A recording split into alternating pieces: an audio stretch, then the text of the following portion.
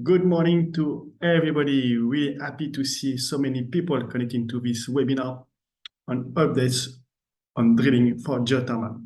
It's jointly organized by EJEC and the ETIP-Geothermal, who will have 2 hours to discuss a fantastic topic that we all like to discuss, is drilling for geothermal.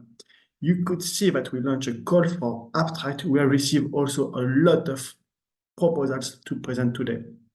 Due to the constraint of having only 2 hours to present all of them, we have just done today a first webinar with 13 presentations, and the other ones will be in the second webinars later this year. Today, I will present you briefly where we are.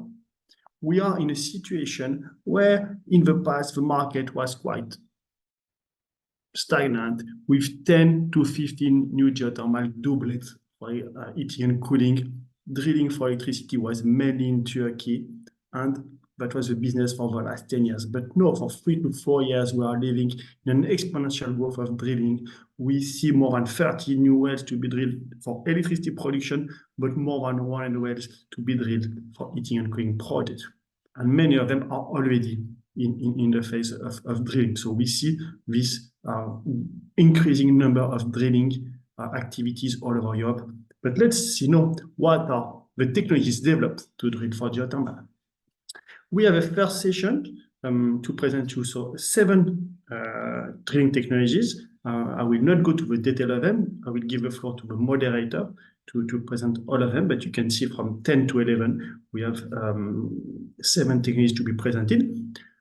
For the Q&A, as there's a lot of presenters, we can use different modes. Of course, after each presentation, we can allow 1 to 2 questions maximum, but I will encourage you to also use the chat to comment over Q&A if you have specific questions, and the presenters will also use this tool to answer in a written mode, not only oral mode, all the questions you may have.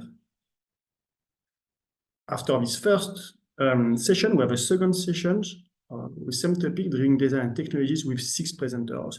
We hope to finish around 12. We may have some delays according to the dynamic we have during this webinar. I'm closing here my presentation. I want, in closing it, of course, to give first a big thank you to Laurent Escar, which was one of the co-leaders in the drilling working group for the ETIP-Geothermal. He has decided not to go to New Horizon, but during the last 5 years, he has done a fantastic job. So it's my opportunity also today to thank him for all the work he has dedicated to the ETIP-Geothermal. And I will give him the floor for the first session, but he has some technical issues. So I give the floor finally to Miklos Antic for moderating the first session. So Miklos, the floor is yours. Yeah, ladies and gentlemen, good morning and welcome to this webinar. I'm Miklos Antic. I'm from GPC in France. GPC stands for Geoproduction Consultants. And well, I'm also the president of EJEC and co-leader of the working group on well technologies. It is called now well technologies. Before it was called drilling. And of course, we have popped out in the research agenda a couple of topics, important topics for the progress of this technology, like robot and artificial intelligence drilling, optimized penetration, drilling fluids, materials for casing and cementing, monitoring, logging and geosteering, high temperature electronics, as we are in geothermal, of course, well architectures and stimulation in order to increase heat production, shallow closed loop below 500 meters, deep closed loop, those are which are in demonstration execution, and enhanced production pumps. So these are the topics which the work group on well technologies wanted to cover. And of course, this is also the result of the webinar where great interest of people are, and then we are dedicating this first session on drilling. And we are this, and there will be essentially presentation on technology. So I will not take over the time of the speakers. So I would like to invite Naveen from Mine Paritech to speak about ORCHYD, improved drilling methods using HPWJ-Enhanced mud hammer. So you have 10 minutes, Naveen. Please keep to your time. Thank you, Miklos. We'll do that. Okay. Good morning, everyone, and thank you to ETIP and EJEC for this opportunity. I'm Naveen. I'm the scientific and technical manager from Minpari for this particular project called Orchid, where we are focusing on improving the rate of penetration in hard granites. So I would like to acknowledge the funding that we received from the European Commission for this particular project. We are expecting to finish this project by September this year. And this particular project is led by Laurent and Hedy at Minpari. And the consortium is comprised of 6 different partners from 5 countries. Everyone has a mixed expertise in rock mechanics, drilling, prototyping, manufacturing, and so on. So here is just wanted to give you an update of what we have progressed so far in this particular research project. And the problem that we are focusing on, as most of us already know, is the low drilling speed in terms of drilling through hard crystalline rocks like granites, especially for deep geothermal, where this acts as a big bottleneck in scaling geothermal energy globally. So the objective of this particular project is to create a drilling technology that could improve the drilling rates in these hard granites by at least 4 times. So we have had some evidences recently where they were able to drill faster. We wanted to go at least more than 10 meters an hour through this technology when the ROP is much less conventionally. So the philosophy of Orchid is what we call as self-relief drilling. In conventional way, as you go deeper, the stress are distributed in a different way and concentrate close to the drilling phase as you go deeper. What we have seen is by optimizing the shape or the profile of this particular bit rock interaction, we can distribute this particular stress profile. And especially when you create a peripheral groove in particular rocks, in deep rocks, that actually redistributes the stress in a way that it reduces in the drilling bit phase. And we wanted to use high pressure water jetting to create this particular groove and use percussion drilling to remove these rock cuttings that we face here. So it's kind of a mixture between both the stress release phenomena and also the pressure wave reflection along this free surface that aids in removing or chipping this rock out and helps in improving the rate of penetration. The goal is actually to combine 2 different mature technologies. The first one is percussion drilling. So we want to use a completely fluid-driven system. So we want to use a mud hammer that is combined with an intensifier in order to create the high pressure water jet that we need to groove the rock in downhole conditions. So combining these 2, we would get what we have as the Orchid system. That'll look something like this, where the intensifier goes on top of the mud hammer, and the high pressure water jet is directed to the periphery to create the groove. And in our philosophy, we have been working together with different partners in both experimentation and simulations. There is a tight link between going back and forth from numerical models to real life scenarios through experiments. So we try to create an environment specially to study the jetting process and then to study the percussion process separately, and then how to combine them and optimize the whole drilling process. The final prototype will be tested in some setup like this. We have a laboratory in the south of France in Pau, handled by Armin. So here your rock sample will go in, and then we can test, lock the cell and test in bottom-hole conditions more than about 4 kilometers operating conditions. So here is one sample set of the experiments that we did for the percussion process. We retrofitted an old experiments that we have. So here is where your rock sample goes, and this particular chamber can be pressurized up to 45 megapascals to create the operating conditions. We have equipped with some gauges to measure the stresses, and we can also apply the weight on bit in order to create the required force on a particular single insert rock interaction.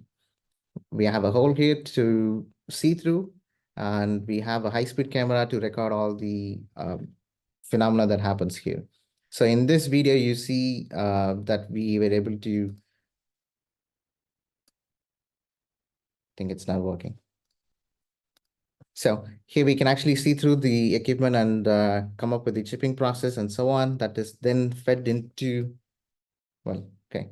That is then fed into the numerical simulation, where we characterize the rock and then understand how that particular insert will interact with the rock under different conditions. So we study how the percussion action influences the influence with the position of the groove. So here we have some simulation with the groove, without the groove, and then we also see how these two inserts will interact with each other to understand the placements when we design the final drill bit.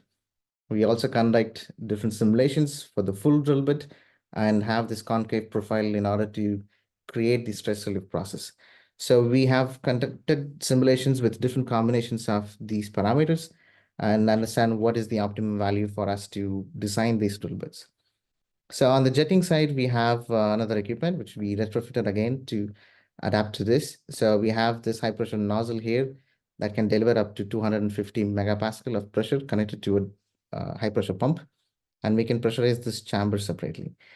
We have published some results on this particular work to understand what are the sensitive parameters to actually groove the required amount of depth that creates the stress release process in underground conditions.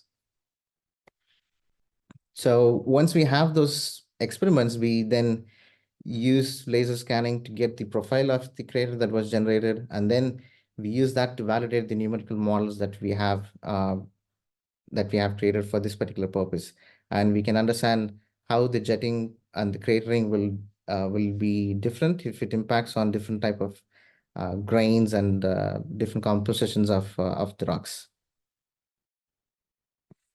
All this had led us to really optimize our hammer bit and also to bring the high pressure water jet here to the periphery in order to get the right amount of stress release and achieve maximum optimization in terms of the rate of penetration.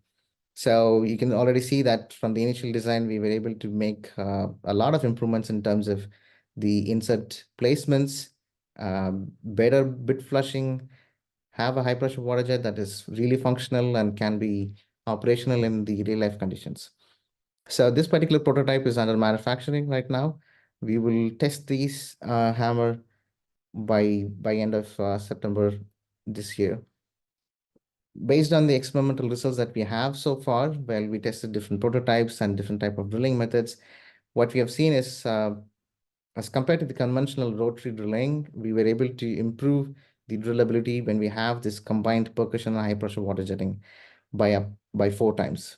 So we normalized this value in order to compare different techniques, and we are sure that we will actually move further than 4 times to the conventional technique when we actually have the final prototype.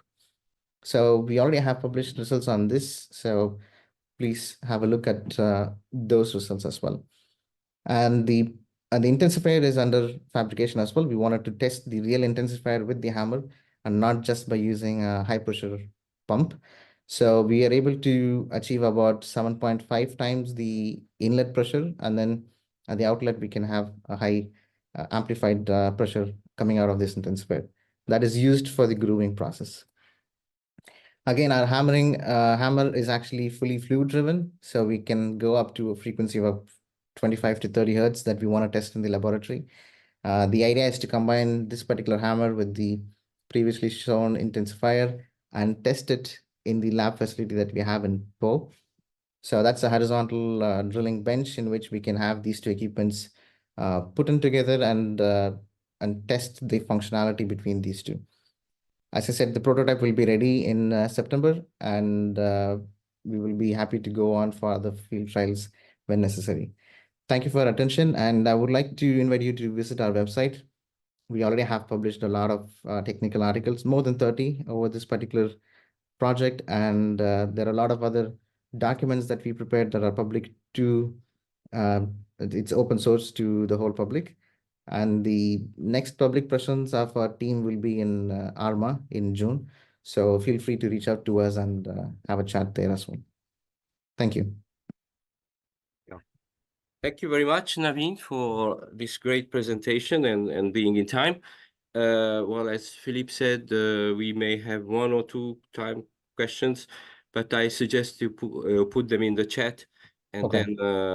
then they will be answered. Thanks, Miklo. So if you wish, there's only one question allowed, Naveen. Is from Ibrahim Saleh, is regarding high pressure water jetting operation. How is the disposal of wastewater generated handled? Sure, that's an interesting question. Right now, we are only using water as the fluid, circulating fluid, so we don't have any problem about the disposal. But we are expecting to test some nanoparticles in the circulation fluid to improve the performance and frictional properties. But the environmental impact of these nanoparticles have already been studied, and they are environmentally friendly. So we don't really face any problem in the real operations. Okay. Thank you very much. Thank you. Okay, but if there are no more questions, then I would like to go to invite Samuli Salmela from Geomachine Oy, who is going to talk about drilling fast and cost efficiently to 2 kilometers deep. Please, you have the floor, and please keep your time. Thank you. Thank you. Can you hear me okay? Yes. And you can see my screen. Okay, so thank you for the opportunity to come tell you a little bit our new technology, which has been now proven in Finland, so that we have been drilling to 2 kilometers deep in 2 holes now, and with the DTH technology and going the same speed about what we can do in the shallow wells with the DTH technology. And I will open you a little bit about the whole process, how the drilling is done, and then the technology what we have been using in our new product. So very shortly, first about the Geomachine, because it's a little bit that tells the background how we came to this, let's say, semi-deep drilling to more than between 1.5 to 2 kilometers depth, which the machine is built for. So Geomachine is originally more focused in the soil research and let's say mineral exploration drilling machines, and there are a total of more than 750 machines delivered, and Geomachine has also manufactured this to call shallow well drilling rigs going to the 400 meters. And how we started this development of GM2000 is really to integrate these two things that we want to measure all the time. What we drill, we want to have automated process control. We need to adjust to the ground properties, to the rock properties, what we are doing, and then do it to the well drilling rig, and also design the well drilling rig so that you can go deeper with it. So we are not going to 3 or 4 kilometers deep, but we can go to 2 kilometers. Same speed, same cost level, what is currently done in the shallow, let's say 300-400 meter wells, which are very common in the Nordic countries. So there's about 10,000 wells drilled every year in Finland. These normal, let's say we call them normal geothermal wells between 200 and 400 meters.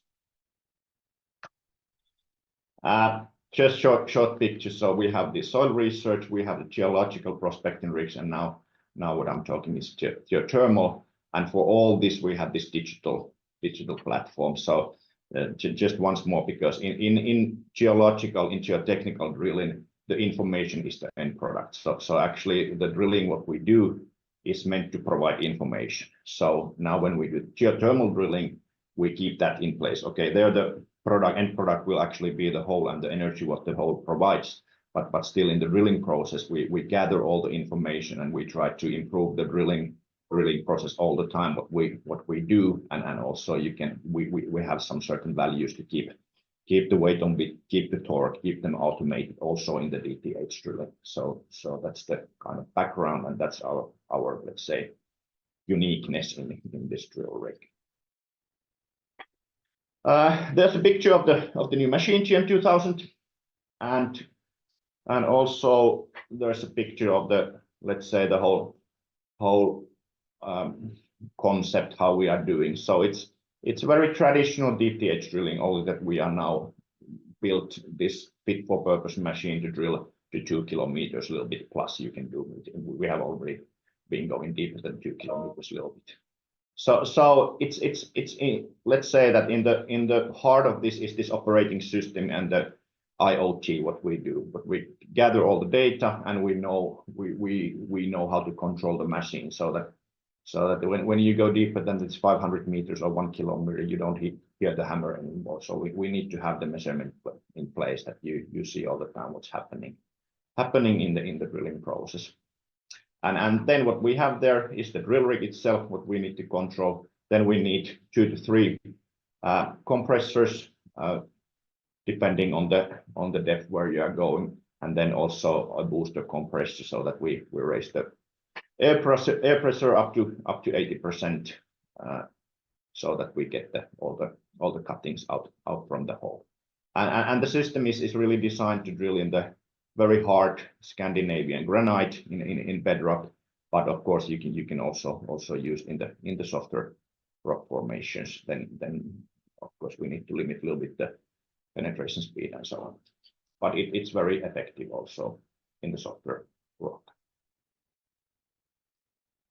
And so why did we start actually the development of the new machine instead of the traditional machine? Is that we see that we have already seen, I think in Finland last year it was more 280 meters was the average depth of the hole. It used to be only 200 meters if you go 10 years back, and now companies are going to 800 meters, 1 kilometer.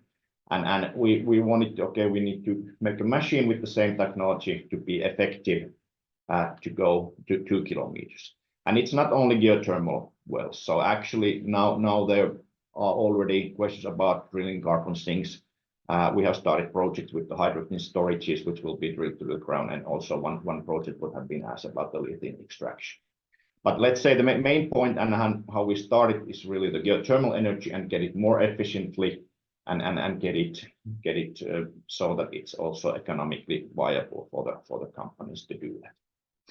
And we have this countings done that how much this is in Finnish conditions. So the energy value what we get in Finland for the 2 kilometer well is about saying that 60 traditional 300 meter deep wells, and there's some then countings behind how much CO2 reductions you can make for one hole and for the whole year, or how much you can able to drill.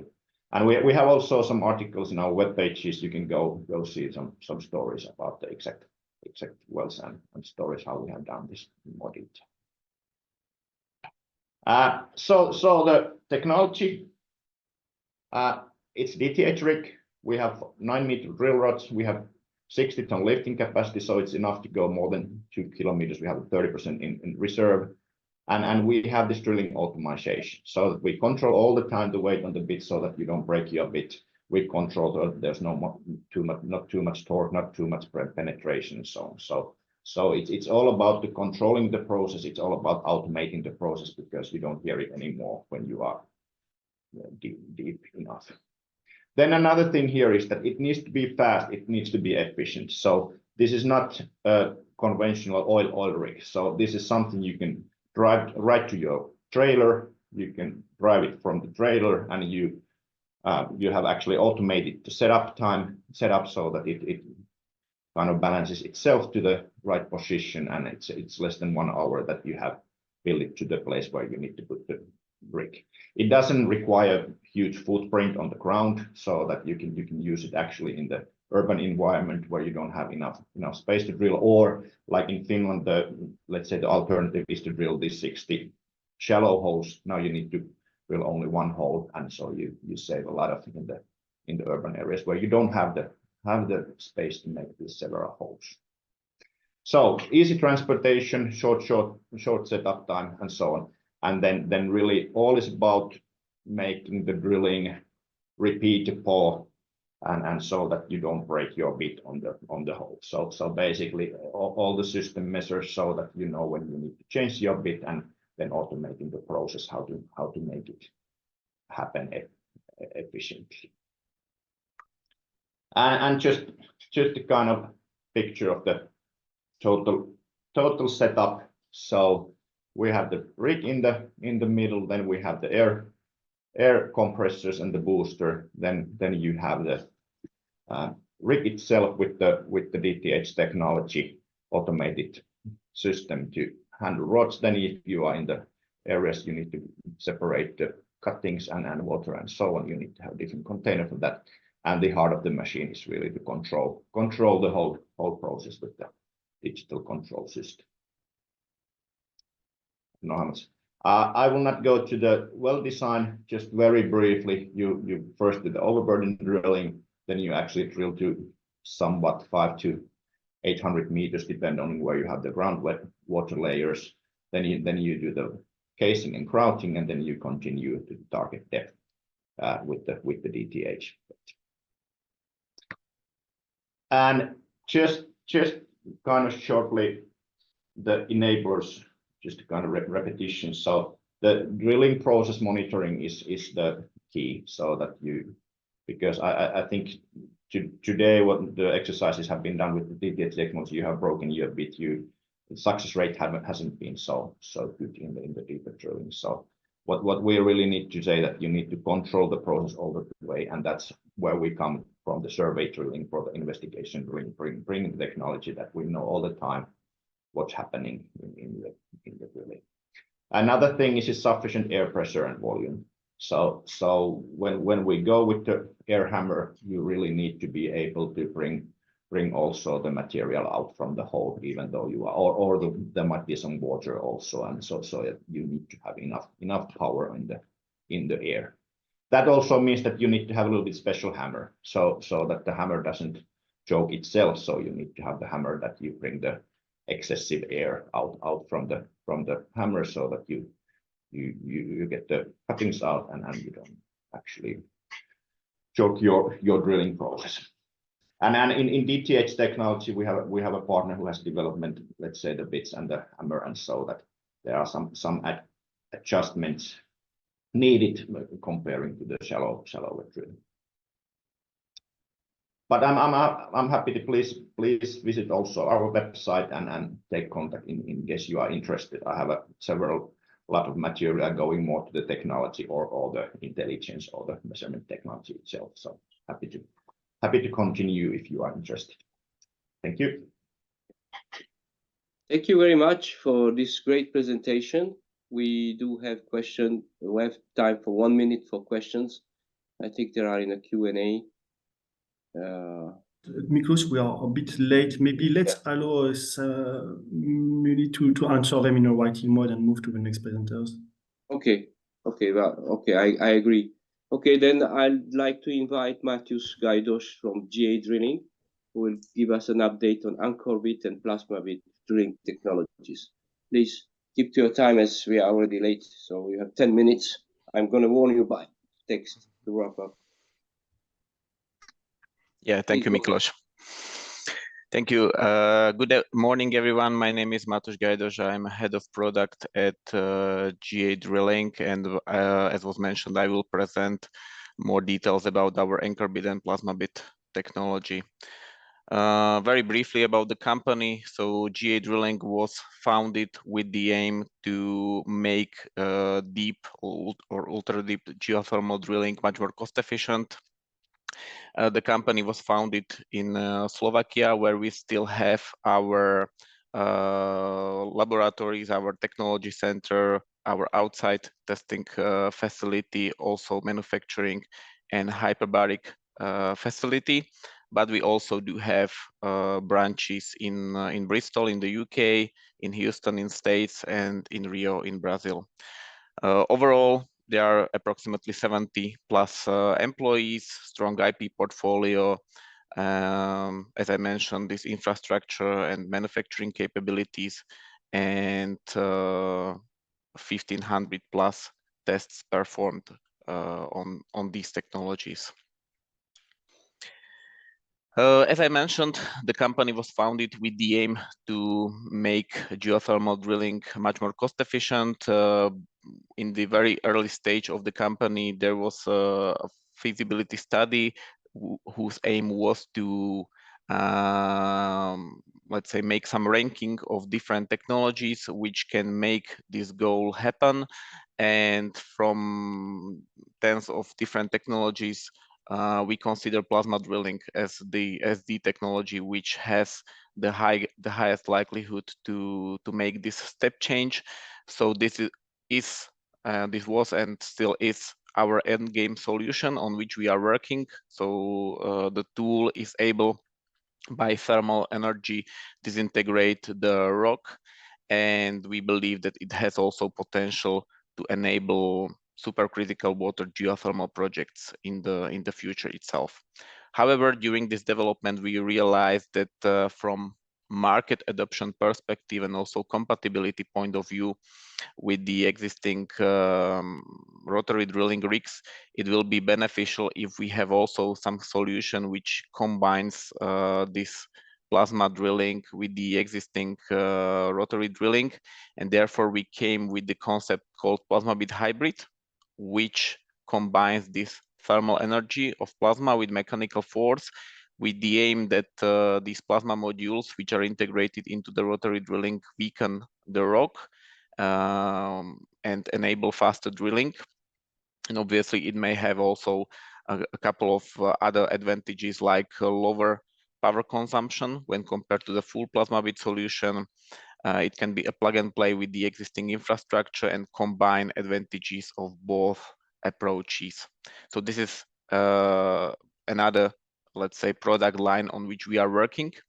And also during this PLASMABIT development, we needed for this plasma tool to have a movement and anchoring system which is able to keep the progress of drilling with the movement of the drill string, and therefore we needed a movement and anchoring system for this PLASMABIT technology. However, we realized that this kind of technology can be also very beneficial for the existing mechanical drilling, and therefore we came with the idea of the product line called ANCHORBIT. ANCHORBIT is a technology, or it's a downhole tool which is able to grip the wellbore and stabilize bottom hole assembly and help to avoid occurrence of the drilling dysfunctions, like for example stick slip, or it may have also a functionality of generating downhole weight on bit, which can be very beneficial when drilling long horizontal sections of, for example, EGS or AGS systems. This ANCHORBIT technology is close to commercial deployment, and it's not competing with the performance of, for example, existing PDC drill bits in granite, but it may multiply these recent improvements in geothermal hard rock drilling and even enhance its ROP and lifetime achievements which were recently done. Now I would like to very briefly go through these three lines, explain them. The first one, this ANCHORBIT technology, I have an animation which will explain you how the technology is working. So our aim is to locate it above the downhole mud motor, and the tool itself is composed of two sets of grippers, which are or between them is a walking system which synchronizes their movement. So you can see here is the lower sets of grippers, which is currently disengaging and moving down by the walking system. And here is the upper set of grippers, which is moving down when there is a reach of the stroke of the walking system. So by this mechanism, you are able in every moment to have the formation gripped by the tool. Obviously, the tool works better in harder and stable formations, so it's not, let's say, a universal tool for every kind of formations, but we believe that exactly in difficult to drill hard and abrasive formations, this technology can bring a significant added value.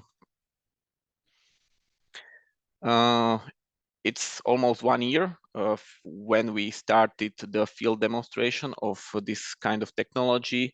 So we tested it in a neighbor's test rig. Neighbors, the US rig contractor, is our minor shareholder, and they provided us a test facility in Houston where we were able to test the first hydraulic version of this ANCHORBIT tool. It was a we call it a shakedown test of the system in a shallow well, which was filled with the cement to simulate, let's say, more compact formation. We demonstrated the basic functionality of the system in practical environment, and also demonstrated a limited torque holding capability due to, let's say, softness of the cement and lack of reactionary torque when drilling in a such shallow well. But what was also another achievement was that we observed roughly 35% reduction in vibration, which were measured by downhole measurement systems below and above the downhole motor. Right now, the next step is to test this technology in a more, let's say, close to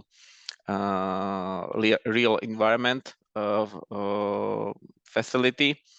We are working on the electrified version of this ANCHORBIT technology, and this will be tested in TNO's Rijswijk test facility on a Herrenknecht drilling rig, which is located in Netherlands. The second technology, PLASMABIT hybrid, from confidentiality reasons, I wasn't able to share, let's say, more sketches or designs of the tool itself. But what I was allowed to present are some experimental results which we achieved. On the left-hand side, you can see the sample.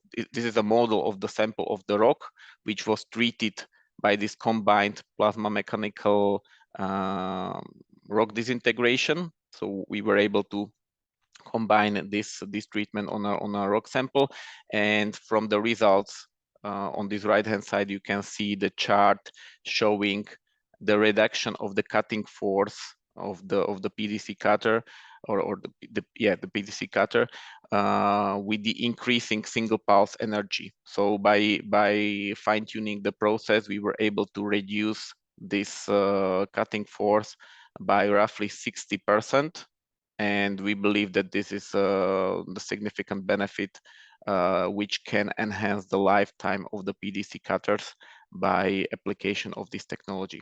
On bottom, there is a picture showing it's a cross section of the rock sample, where by yellow there are highlighted the cracks which were generated by this technology. This rectangle here is approximately 2.5 millimeter depth of cut. So you can see, or this picture demonstrates that the impact of the technology is overcoming the single or standard depth of cut, and this is how the technology is able to weaken mainly hard and abrasive formation and make this geothermal drilling much more efficient. The third one is this PLASMABIT technology demonstration. I have, from the time reasons, only a short video showing how the tool is ignited. So you can see this ignition. On the right-hand side, there is the result of drilling in quartzite with approximately 4-inch prototype at 6.5, roughly 6.5 meter rate of penetration. On bottom, there are cuttings generated by this process. My last slide is a technology roadmap.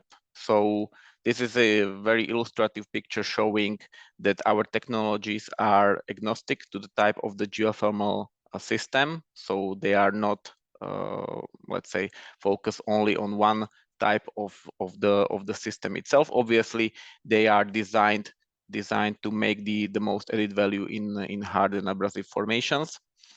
When starting from the left, so ANCHORBIT technology can bring this added value also to the existing or upcoming hydrogeothermal projects. But we believe that, as I mentioned, can be very useful for when drilling inclined or horizontal sections in EGS or closed loop systems. PLASMABIT hybrid, this is more focused on the deeper projects where the tripping, lifetime of the bit, poor ROP and so on are the challenges. And the PLASMABIT technology, as I mentioned, is the end game, which is focused on making geothermal drilling very useful or very cost efficient, mainly in these supercritical water target regions. Okay, and I would like to finish my presentation with a call to action. So we are very happy to deal with or utilize these technologies in the pilot projects where they can bring the added value. Recently, we signed, for example, MOU with Zero Geo company, which is who is developing their projects in Germany and Switzerland. And we also have a couple of other negotiations with other companies, but the playground is relatively large, and we are open to test and pilot these projects in a real project, these technologies in real projects. We are convinced that these projects can be, for example, eligible for the funding from Innovation Fund or from some other innovative public funding schemes. So very happy to discuss with you. You can approach us through our website or LinkedIn channels. Thank you very much. Thank you so much for this great presentation. I'm sorry we have no time for questions because time is running very fast. So I'd like to invite those who ask questions to ask them directly via the channels, and then also there will be replied, many of them in writing, because there are some of them on the Q&A session. Thank you, Matus, again, and then we have to go ahead. So I would like to give the floor to Julian Jones from Strada Drilling Systems to present the Strada dual circulation percussion hammer drilling system. Good morning, ladies and gentlemen, and thank you very much for the opportunity to present today. Strada's dual circulation percussion hammer drilling system, and our strapline is drilling deeper, cheaper, which I think is what we're all trying to achieve. So on the actual presentation today, I'm going to provide a brief introduction, a company overview, show you the Strada technology, discuss our testing at Meriden in Western Australia, the drilling results of our 400-meter test well there, and the plans for our Jersey Channel Islands geothermal well this summer in 2024. I'm Julian Jones. I'm the Managing Director of Strada here in Jersey, and Tara Solinik is my CTO down in Australia, where a lot of the technology is being developed. About the company, well, Strada Design is the parent company. We're based in the Channel Islands here, the holder of the patents and the IP, and it's a private company with investors, myself mainly behind it through Black Gold Investments with 70% ownership.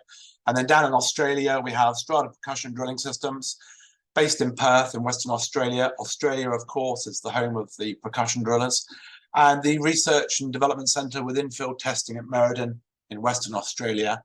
The hammers, the subs, and the various BHA components are all built in Australia, although the drill pipe comes from China. And Strada's future water hammer manufacturing facility and servicing centre will probably be based in Perth as well. So Strada's air hammer drilling project, Espoo, Finland, 2016 and 17. Some of you will be familiar with this. I've seen this slide before. It was the deepest granite geothermal well in the world at the time. In 2017, it was drilled with air hammers and Strada's dual circulation drill pipe to 4,520 meters. It was the fastest granite geothermal well in the world, surveyed, cased, and cemented in 72 days. Previously, a well in Espoo had taken over a year to 2,600 meters. However, the fuel burn rate was 38,000 liters of fuel per day for the compressors and boosters. Thus, it became uneconomical to continue with air in the end. So the client ran a STS 10-inch single circulation water hammer. It was running whole with a bleed-off valve. The site got flooded. The project was stopped and aborted. And then after the site was cleaned up, they then put it in the hole as a single circulation hammer, and it drilled to 20 meters on the second attempt, and that was that. As a result, the ESPRI project clearly demonstrated the need for an effective water hammer percussion drilling system. So Strada's dual circulation water hammer project started in earnest in 2017. It delivers the safety and hole cleaning capabilities of mud rotary drilling with ROPs associated of a down the hole percussion hammer drilling system. Very simply, there's two fluids. There's a weighted well fluid that's pumped down the inner tube of dual circulation drill pipe to the bit face, and there's a clean hammer fluid which is pumped down the outer tube of the dual circulation drill pipe to fire the hammer. Well and hammer fluids then commingle at the bit face, and the drill cuttings are circulated up the annulus in a conventional way and onto the solids control equipment package. The hammer has two modes, a flushing and operating mode. When it's hanging off bottom, then the flushing mode allows the fluid to pass around the externals of the hammer and exit. And then when you set down weight on the hammer, it goes into an on-bottom hammering mode, which is pretty standard for most hammers. So Strada started developing the dual circulation water hammer in 2017 because at the time, existing hammer manufacturers were really unable to build a durable single circulation mud fluid hammer that could defend against washing out of the internal parts. So using a clean hammer fluid solves the erosion of the critical hammer parts. Hammer longevity and reliability is substantially improved when a clean fluid is delivered to the hammer via the dual circulation system. And Strada's dual circulation system enables both delivery of a clean fluid hammer in combination with a weighted well fluid to the bit face. Strada obtained its global patents for its dual circulation system from 2017 onwards. And for me personally, the reason, I spent a year as a drilling engineer in 1983 drilling granite at 1 foot an hour. And I could see this potential to go 20, 30 times faster than that 1983 technology. So here's our test site in Australia during 2020 and 21, right in the middle of COVID. You can see here we had a 150-ton test rig, a couple of dams, a centrifuge, which wasn't needed in the end because the fluids settled out in the dam. And we had a high-pressure mud pump to fire the hammer. And we drilled to 400 meters. So the hammer that you can see hanging in the derrick there is our first developed hammer. It was a dual circulation 10-inch hammer. Its length is about just under 4 meters. It operates at a firing pressure of 1500 psi at 400 gallons per minute and has an impact frequency between 10 and 18 hertz. 18 is a really good frequency. It makes the hammer run smoothly. But we do need very clean water below 50 microns. So typical bits we used on the trial, you can see these are typically air hammer type bits, which we've modified for fluid, drilling with fluid. And we manufacture them in different increments. They're either buttons, PDC or standard, and we have gauge protection. We have a bit head retention mechanism, which is Strada's own design. And we're now currently working with Zerda Lab in Aberdeen on a PDC hammer bit, which would be the world's first PDC hammer bit. And we're also working with Diamant in Belgium on a core head drill bit to take 1 foot cores to prove the UCS and UTS of the rock we're drilling. So the main ingredient is the dual circulation pipe, which you can see here in the lower photograph. And typically we have a DC 7-inch and a DC 8-inch dual wall pipe. We have DC 9-inch designed for deeper wells and a 10-inch pipe designed for flooded hole reverse circulating hammer drilling if required. So in our test well, we had 400 meters total of length of the drill string, including the hammer, 67 range 1 drill pipes and 7 drill collars, range 1 again, and it's just a standard string stabilizer. So the dual circulation system needs a dual circulation swivel, which is located under the top drive to get the fluid down the dual pipe into fire the hammer. It's mounted below the top drive, has a working pressure of 5,000 psi in this case, and it takes a maximum rotation of 30 RPM in hammer mode or 120 RPM in rotary and coring mode. The dual circulation swivel delivers hammer fluid downhole, whereas the well fluid is delivered via the top drive through the top of the rig. So test results back in 2020-21, it was an 18-month program during COVID. We drilled granite between 250 and 300 MPa, and that's the UCS value. We started at 12.25 inch hole and reduced down as we drilled sections, and we ended up at 12 inch. Our average ROP over the final 100 meters of the well was 8.15 meters per hour, and that was in a pretty tired and knackered out hammer. But we did see ROPs in the region of 10 to 12 meters an hour. We used 3 tungsten carbide insert bits, total on bottom time of 64 hours. But during our design, we reworked the hammer 37 times and redesigned it with various enhancements and improvements. It was a long battle to get the right hammer working. But typically, we started at 42 meters down to 400. And we were getting ROPs, the maximum ROP we got was 12.7 meters per hour. We do need clean fluid, and the typical ROPs in greater than 10 meter an hour in granite was proven. Cuttings profile, cuttings are really important. You want to get them a good cutting size with the water hammer versus air hammers, optimal cutting size recovery. You can see here that large surface area enables formation evaluation, and you get better angular lift. Benefits of dual circulation hammer technology compared to air hammer drilling. Well, it's safer operations because you're not dealing with high pressure air. It's significantly cheaper at depth because of the fuel burn rates. We're unaffected by groundwater entering the hole. It offers improved well stability, of course, because you've got weighted fluid in the hole. It offers improved well control. And the BH wear and hole erosion is significantly reduced. The drilling depth is only really limited by pressure rating of the surface equipment. And compared with conventional mud rotary drilling, well, we're seeing significantly higher penetration rates in hard rock, greater than 10 meters an hour in 300 MPa granite.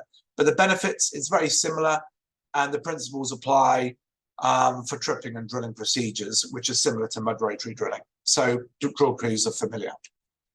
What are our plans? Well, after the test well, we developed a 15-inch hammer, and you can see it here, which is quite sizable in Australia, recently completed. And that took us 18 months to build, develop, and get ready for shipment. You can see it here with my CTO down in Australia. And then we built another couple of 10-inch hammers. So we're planning to drill a 400 meters shallow geothermal well this summer in 2024 with me hand drilling. In Jersey, we're using a brand new 40-ton rig, which I've bought, which is being built in Italy by WEI. And we've designed a purpose-built White Star Quattro 5,000 PSI hammer pump to fire the hammer.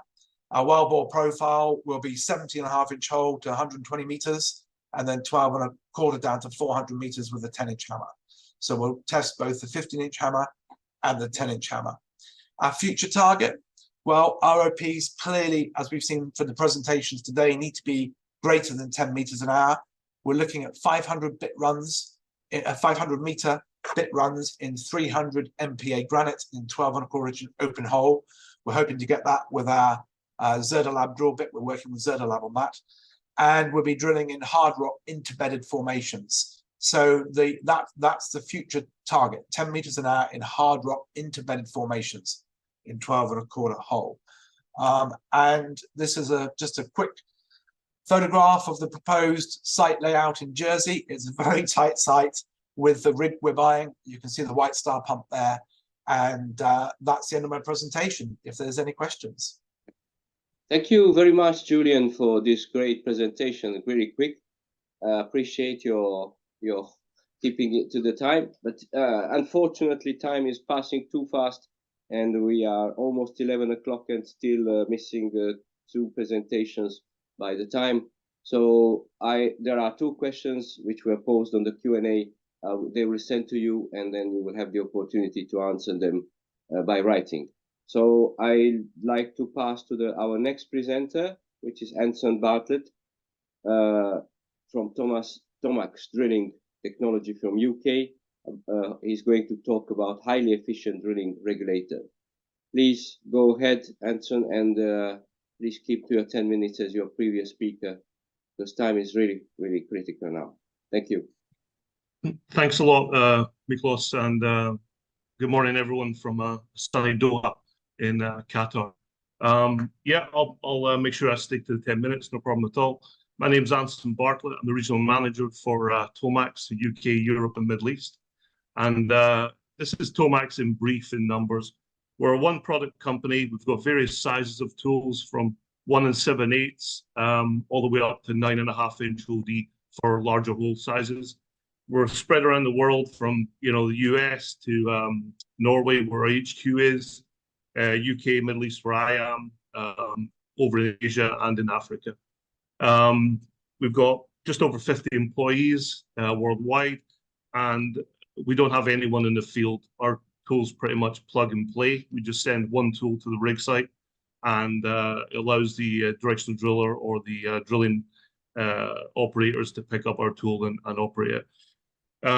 We are quite a mature technology, 17 years in operation, with over 11,000 jobs to date. And that equates to almost or more than 60 million feet drilled. We're quite proud of the fact that we were on the BHAs for 2 of the longest wells in the world here in the Middle East. And, our tool can be used for ERD drilling and various different types of solutions when it comes to drilling issues. So what is the Tomax AST? It's a fully mechanical drilling regulator. What do I mean by that? Well, basically it goes in the BHA, generally above the MWD, but it can be placed in various different locations. And what it does is it changes the depth of cut on the bit. Now, the bottom left-hand side here, you can see what happens when, for instance, a PDC cutter takes too big a bite in the formation, and you get the classic stick and slip vibration mode introduced into the drill string. What our regulator will do is it would back off the depth of cut on that PDC bit and give you much smoother drilling action, and for basically reduce the vibration, and you have no loss in ROP. In fact, generally, that loss in vibration is transmitted into drilling efficiency, and you get faster ROP. We did, like I said, it's fully mechanical. There's no hydraulics to worry about or electronics. We do have a small temperature sensor that we can deploy that actually shows how hard the tool is working throughout the run. And that's about it, to be honest. So like I said, we've over 11,000 jobs, but here's just an example of some land experience that we've done in Europe for various companies. As you can see from the table on the left-hand side, it's various tool sizes, various hole sizes as well. So what we tend to find is we get a lot of repeat business. Once a customer sees the value add that the tool can bring to the operation, then they'll generally call out the tool and, like I said, use us over and over again. So here's an example of one case study where we managed to increase both the drilling distance and the ROP. The triangles on the graphs represent wells where the AST was not present in the BHA, and then the circle is where the AST was utilized. You can see from both graphs, it's a 17.5-inch hole section, but we managed to increase the ROP as well as increase the distance drilled. So these are just 2 examples of success in continental Europe. This particular job, there was an issue because of the top hole section, the noise that was generated from the rig site, and we managed to significantly improve the actual noise pollution as well as increase the ROP and meterage drilled. We're also going to be working now in Turkey on some geothermal wells very, very soon. So basically, in summary, we're a proven, and market-leading oil and gas technology. The technology is easily transferable to the geothermal market. Like I said, because of our reliability figures greater than 100,000 hours mean time between failure, we generally only send one tool to the job. We can get there very quickly. We've got a lot of different sizes. The standard tool's good to 200 degrees C, and we do have a high temperature version to slightly more than that. And we also never provide rig site personnel, so we cut down on that. And what does the tool? How does it prove itself? Well, it provides faster RP, longer bit runs, a lot less damage to the BHA, including the bit, and we then plan for a lot fewer bit trips. We're compatible with roller cone and rock bits. It's not just PDC that we can drill with. One advantage of working with those type of bits is there's no limit to the weight on bit, because we'll manage the bearing load on those bits. So it's quite easy for us to switch over between different types of bit. And then as well as that, we can also optimize drilling efficiency with more aggressive bits. Our range of operation goes from 0 to very, very high range when it comes to operating parameters on the BHA and the bit. And basically, the bit will fail before our tool will. So it's a very versatile tool that comes basically in a one setting operation. And that's it. Short and sweet. Thank you very much, Anson, for keeping to your time and giving this great talk on your technology and the regulator. Well, there is no question on the Q&A. Maybe there will be some, so please answer them online directly. So I would like to move further and give the floor to Geertjan Van Og from Well Engineering Partners, who is going to talk about well designs used in the Netherlands. Please. Yes, good morning, everybody. Thank you, Miklos. And then please keep to your time as your previous speaker. Thank you. Yes. Good morning, everybody. My name is Geertjan Van Og, work for Well Engineering Partners in the Netherlands. We do drilling management, well designs, technology development for oil, gas, salt, and geothermal operators. So a whole lot of things. But we're very active in geothermal wells in the Netherlands. In the Netherlands, we have quite a large range of applications, but the shallowest wells, they are typically 700 meters, and the deepest, they go up to 4 kilometers. We have vertical wells, we have sub-horizontal wells, but most of the wells, geothermal wells in the Netherlands, are used, as you can see on the picture, to heat greenhouses. And they consume quite a lot of gas, and the objective is to reduce the gas usage and get a more stable business case.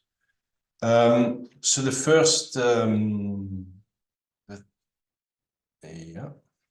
first, say, generation of well designs used was, well, there was a lot of uncertainty towards business case, what to expect, how would they perform. So financing was difficult, and CapEx was very much under pressure. So they used, well, they cut costs wherever they could, and they typically used well designs as you can see on the left, what we call single skin designs. They used swallables for isolation and not even limited cement. Say no chrome steel, and this caused over the years, with more hours on the wells, that there were corrosion, erosion, there was casing wear issues, cyclic loading, all sorts of issues, and there were events that led to leaking wells or other issues in the well. So the well life was reduced, well, for a number of these say, first generation wells, leading to even more cost. And even because, yeah, repairs were difficult, it was also difficult to abandon them. It was just became more of a liability. And there were a lot of wells that were doing fine, but even some of these events, you know, they become more public, they get the attention, and they gave basically a bad reputation to geothermal wells in the Netherlands. So the association Geothermal Netherlands, the operators and everybody active in the geothermal industry in the Netherlands, they came with a standard. The objective was to provide a standard that gives basically the license to operate, to manage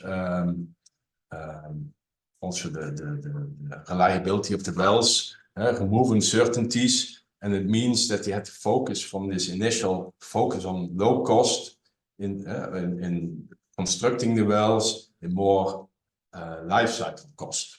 So more focus on long-term operations, regardless the initial cost. So when the standard came, everybody was a bit wary, because it would mean that more cost would be made in the beginning. Financing would expect to become more difficult. But basically what it does is that it gives some guidelines.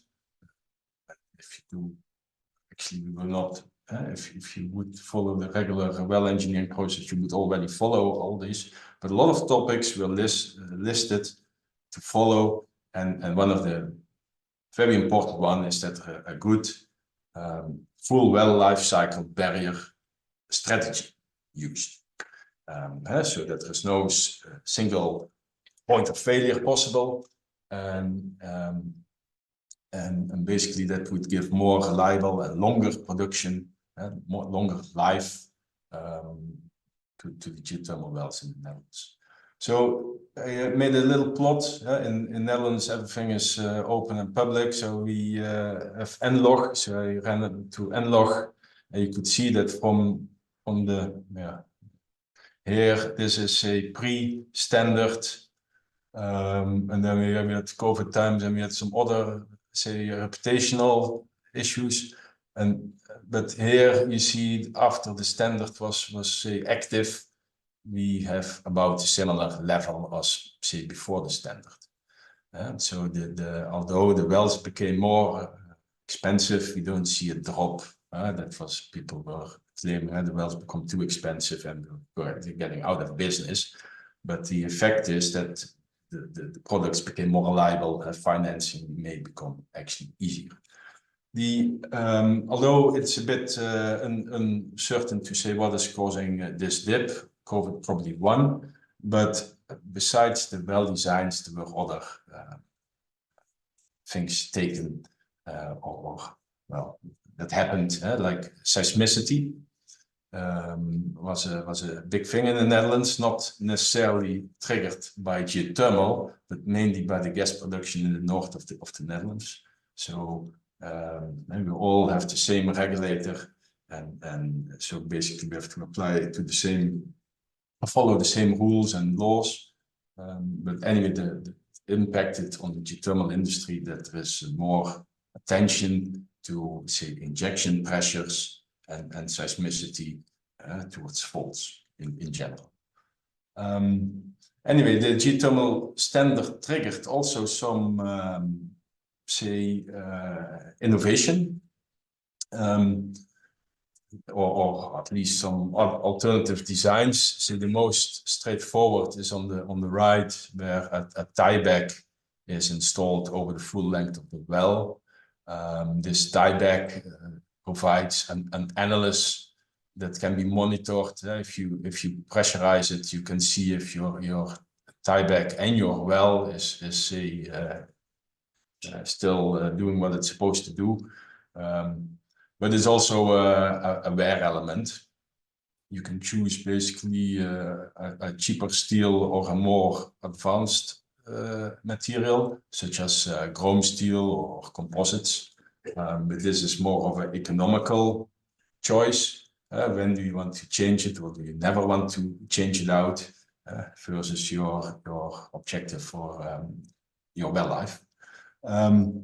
One other thing that we saw since the new design or the standard came out is that there is an alternative design where in general we use 3 well sections, 1, 2, and 3, with on the bottom sand screens. An alternative design came where the intermediate section was extended over the reservoir to give a large bore, say a low OPEX well design, but this meant that you have a longer section to drill and to install the casing, so it's a bit more riskier. But you have also an alternative approach to your sand control. In the Netherlands, almost all wells target, say, large sand packages. So sand control, even for producer and injector, has to be addressed. So the approach is a little bit different in these well designs. So the new standard, and I think it's a good thing, makes the industry a bit more stable. And I think looking also across Europe, I think the standardization in general, not only on well designs, but maybe also on drilling equipments, is actually an enabler that we should actually use further. I think it's not only negative that to restrict say possibilities. So yeah, then in the Netherlands we are getting indeed more active. The industry is a bit growing. We have different operators, and because we were primarily targeting the greenhouses, we move now more into residential heating. But yeah, maybe the lowest hanging fruit is already picked. So now we are looking into more, say, more advanced well trajectories, get more reservoir coverage. Also, the monitoring becomes more prominent. Data acquisition, digital twins are now being developed, and also the scale of the projects have to increase to reduce the cost, and more, say, field development approaches are being used to just make it all more robust, technically and financially. And well, that's it. And if there are any questions, you can always contact me or put them in the Q&A section. Thank you very much, Geertjan, for the presentation and the overview on well design in the Netherlands. Looking forward for learning more. Well, the Q&A at this time, we don't have questions, but there will be soon. So please follow it up and then answer them. So I'll give the floor to our next presenter, who is Namrata Bist from Pandit Deendayal Energy University, who will speak to us about drilling in basalts. Please go ahead and keep to your time as your previous speaker to 10 minutes. Thank you. Good afternoon. My name is Dr. Namrata Bist. I am from Pandit Deendayal Energy University from India. And seeing at the eminent speakers before, my presentation looks like really like a student presentation, because actually I'm a researcher and I'm working in geothermal field for the past 6 years. And we have encountered a lot of basalts when we drill through for the geothermal reservoirs. So this is just my understanding and what we have encountered throughout and how do we prevent them. So drilling in basalts is a very, very common subject, very, very common area in the world.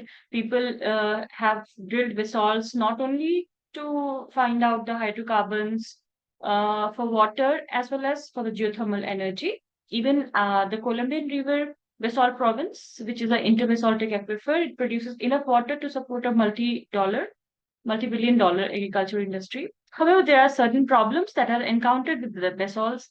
There are four categorization. One is the rate of penetration of the bit, which is very, very difficult to estimate. Then we have drilling fluid losses that we encounter, and we have swelling of the volcanic clays. And at the end, we sometimes observe the unstable volcanic formations. So if we talk about the rate of penetration depends on the rock type, the hole conditions, what type of mud are we circulating, bottom hole pressure, the type of bit, the conditions, weight on the bit, the rotary speed of the bit, etc. For the basaltic sequences, for a conventional, if we talk about the roller bits, the conventional rock bits. So they are less than 3 meters per hour, which is a very slow rate. And with some of the hybrid bits that we have seen, it can go greater than 10 meters per second. However, as compared to the other sedimentary strata, it is approximately 20 meters per hour, so very, very slow. The rate of penetration depends on the physical properties. If we increase the rate of penetration or the drilling breaks, these are the early indicators of overpressure in conventional drillings. So ROP, if we increase it, they may open certain fractures that are already present. Some feeder zones, that is high temperature water inflow to the wellbore, might happen during the geothermal drilling. And so we have to really take care of the ROP, which might not go very fast, neither very slow. The next we talk about the drilling fluid losses. So drilling fluid losses are the losses of the valuable drilling fluid that we are using while drilling into the basaltic regions. For porosity and permeability limits are very, very important while we estimate or we try to find out the drilling fluid losses. So generally for the flow top breccias in the basaltic facies, the porosities are as great as 25% porosities and permeabilities 1.16 into 10 raised to power 4 darcies. It can be seen that features intrinsic to the eruption and placement and cooling of these species may contain porosities which range from like cavernous voids, and even they can go to the range of interclass porosities. Certain secondary mineralizations inside the basalts increases with depth, and they reduce the drilling fluid loss potential in situ porosities.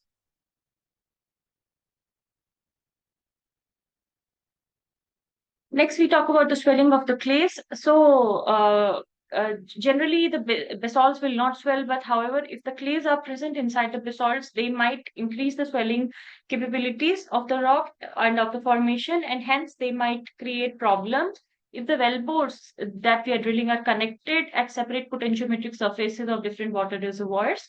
Due to high permeabilities of interflow reservoir levels, the water level into a borehole is significantly dropped. The fractures and faults may enhance the porosity, which will depend on the timing, and fracturing alteration may also, in certain cases, contribute to effective reservoir potential within the intrusive facies. Some clays, if present, so all the clays are not bad. However, if this is the order of increasing of the swelling of the risk in the clays, if kyanite is present, it is the maximum swelling capacity, then elite, chlorite, vermiculite, and smectite. So they will, what they do is they create sticking functions, that is the bits stick to the surface, they do not go any further, they inhibit the contact of the formation with the bit, and they decrease the wellbore diameter in uncased holes. Last is the unstable volcanic formations. So if we see on the right hand side on the diagram, the purple color shows the hard formations, which are the basalts. However, the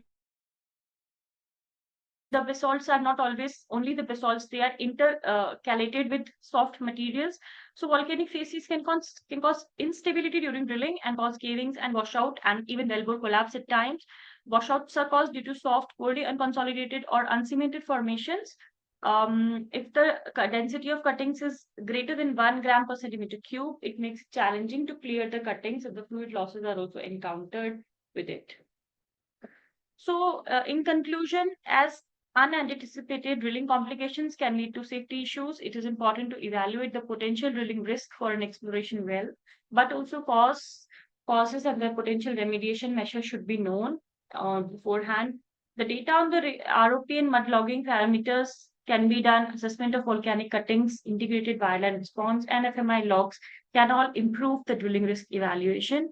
The frequency and thickness of the volcanic facies and therefore the associated problems such as rubbly flow tops, plasticides, and swelling of the clays, they are very highly variable. This is due to the factors which include eruption tempo, distance to the eruption site, etc. Combining volcanic facies and facies distribution models, as well as the seismic data and regional knowledge of the volcanic province evolution can really help in improving the pre-drilling predictions in the volcanic sequences and help in the safe drilling operations as well as successful drilling operations. Thank you very much for your time.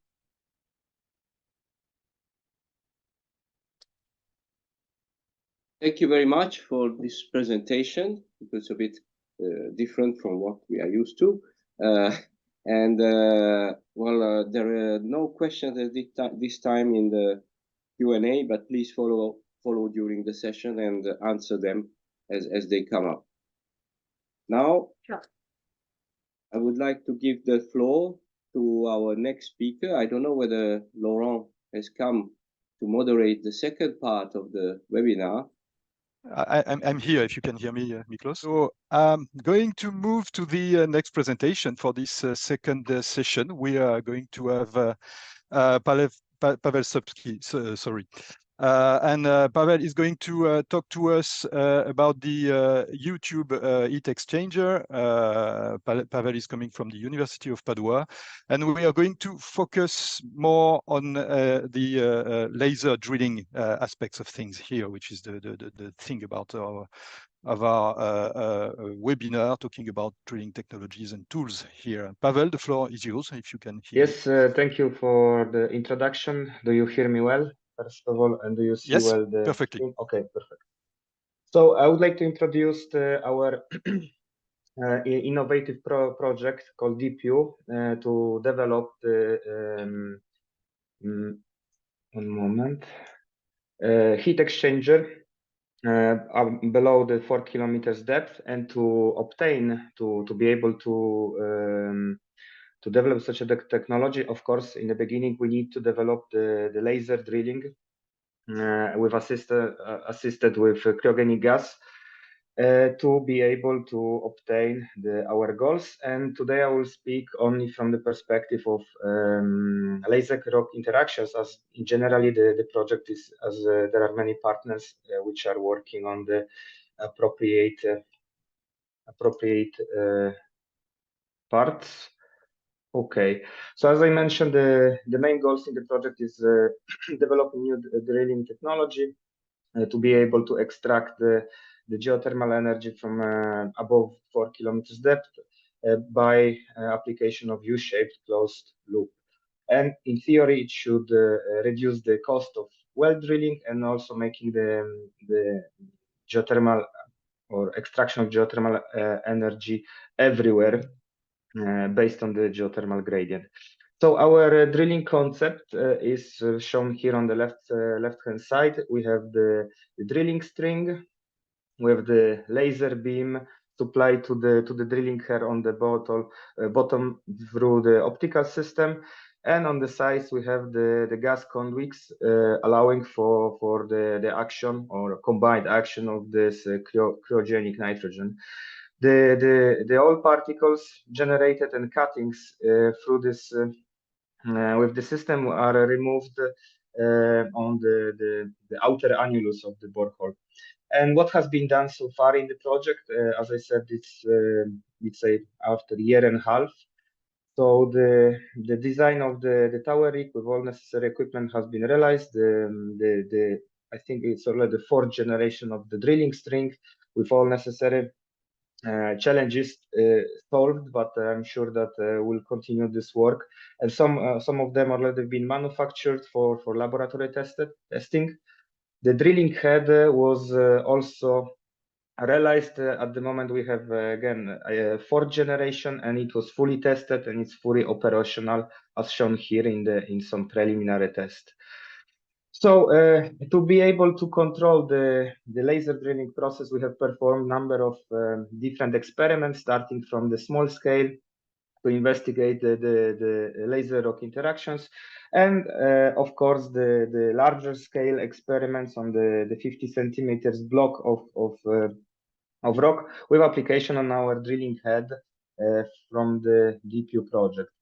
So what we could expect from those laser rock interactions? Already in 1980, Mauer has described the main two regimes of drilling, such as spallation, so the detachment of the surface of the rock based on the accumulation of thermal stress induced by in that case laser radiation, or melting and further subsequent evaporation. And the main parameters controlling this process are thermal and physical properties of rock, chemical composition, irradiation time, and the one which we have selected to investigate those thresholds and those processes, power density. Because as we could see after initial experiments, then actually there is the continuity and there is the spectrum of the processes that actually occur, starting from spallation through the melting and spallation, melting and vaporization. And here those lines on the logarithmic scale, we can see our current power of the laser. We can see the our final power that we would like to achieve, and also we can see diameter of the beam. And as it is really easily to notice that if we want to drill wider diameters, which are necessary for extraction of geothermal energy, we most likely are locked for the spallation or maybe some melting processes, but rather it will be in the spalling regime. So just to show you very quickly the results of the small scale experiment. So we have 5 centimeters granitic cube with 1 centimeter diameter. So in that case, we were drilling with the melting and mostly melting and evaporation. We can see vitrified walls around the bomb hole. We can see evidence for boiling, melting. We have all three processes, in that case, vaporization, spallation, melting, as we are in the upper part of the melting spallation zone. So generally, to summarize this melting evaporation drilling would be that we are rather restricted to small diameters. We can obtain vitrified walls. We have low efficiency of drilling, as big part of the energy is consumed by the melting, and we have penetration by evaporation. And here we can see short video of this one of the performed experiments. Then I wanted to very quickly tell about the thermal spallation drilling assisted with nitrogen. So again, we have we can obtain the much larger diameters. The purging system is necessary to avoid the melting on the bottom, the particles that will accumulate and melt on the bottom. And there are problems with carbonates, as they do not spall. They rather tend to melt, forming the glaze. But as you can see here on that video, we have performed the large-scale experiments, and we were able to obtain up over the 10 centimeters of the borehole drilled through. Here is the ER image of this spallation. We can see visually very well the spallation process as it occurs. So the final results are that we can, without big problem, drill the hard lithologies like granite and sandstone. The problem are the carbonates. However, we managed to solve that issue with the supporting spallation process with saturation with water, as the instant the evaporation of the water in the rock is able to sustain and sustain the spallation. So main parameters of that drilling we can see here on the bottom. So we have rate of penetration up to 15 meters per hour for granite, 25 for sandstone. For limestone, it's around 2 meters per hour, as we can have also very high specific energy related to these melting processes. However, the saturated limestone can have,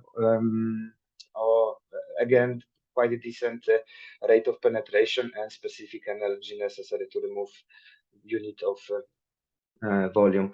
Here, just very quickly, I wanted to show how the surface of this vitrified walls look like. So we have the glass on the surface, we have tensile fractures developed during the cooling, and we have some degree of fractures and porosity that basically suggests that the vitrified walls are not impermeable. Here, on the other hand, with the laser rocks, laser drill with thermal spallation, we can see number of parallel fractures that are generally the highest density of those fractures are reaching up to 1 millimeter depth. So we can, I think it's demonstrating pretty well that this spallation is not affecting the rock only superficially up to 1 millimeter. So in conclusion, not going into detail because I think I'm running out of time, just to summarize that the drilling with laser is possible and the process will be optimized and need to be better understood in next years, as the spallation is very effective for drilling, and melting is possible but is less effective. Thank you for your attention. Okay, thank you, Pawel. I think we don't have much time for questions. I hope that people have asked questions already in the feed, or maybe they can contact you directly. Okay. And thank you again. We are going to move quickly to the next presentation by Kim Maver from Denmark, from Green Thermal. And we are going to talk about a very specific kind of environment regarding geothermal. It's quite not so usual, and we are going to talk about salt and the completing geothermal wells in salt. Kim, if you can hear me, the floor is yours. I can certainly hear you. Thanks very much, Laurent. Green Thermal, a new Danish geothermal company. We've been operating for about a year, and we developed a new geothermal closed-loop horizontal solution. And that's what I would like to present today. And I'd like to focus on how we think it has some benefits of actually completing wells in salt. So if you just go through the closed-loop horizontal geothermal well solution, that's what you see on the left-hand side. So we drill down 2 to 5 kilometers, and then you have a horizontal section of 2 to 7 kilometers. Then we have an inner and an outer pipe. So what we would do to harvest the heat, would be to circulate the water down between the inner and the outer pipe. It goes all the way down to the toe of the well, and through passing the horizontal section, that's where we're heating all the water.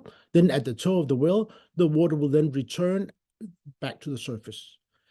The special thing here is that the inner pipe is actually a pipe in technology. So it's 2 pipes, 1 pipe inside the other, and it's continuous.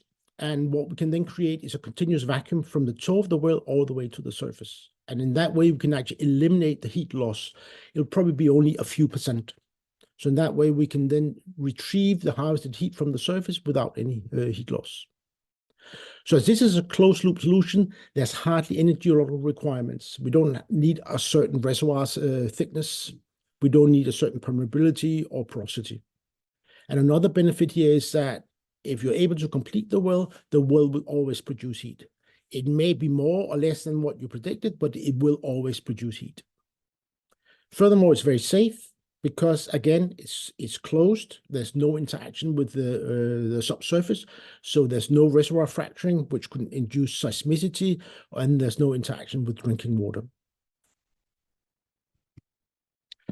So if we look at what's the commerciality of a closed-loop solution, and of course, there's a lot of things that will impact the commerciality. But I think 3 key commercial parameters here is the temperature we can reach, the thermal conductivity of the rock where we are completing the horizontal section, and the rate of penetration. So how fast can we drill both the vertical and the horizontal section? The temperature, there's a lot of maps, if you look at Europe, indicating the temperature with depth. If we look at the thermal conductivity and rate of penetration, that's really geology dependent. So I try to simplify this and say there's 3 geological settings we're looking at. There's evaporites, and with that I mainly mean rock salt or salt, natrium chloride. There's sedimentary rocks, and then there's basement rocks, and that can either be igneous rocks or metamorphic rocks. So if we look at thermal conductivity, The nice thing about evaporites or special salt, it has a very constant thermal conductivity of in the range of 5 to 6. Sedimentary rocks can vary a lot from a range of 1 to 4, but it depends on how you reach the rock. Are you perpendicular with the bedding or parallel with the bedding? So predicting the thermal conductivity of a sedimentary rock can be very difficult, especially the deeper down you go. And then finally, we have the basement.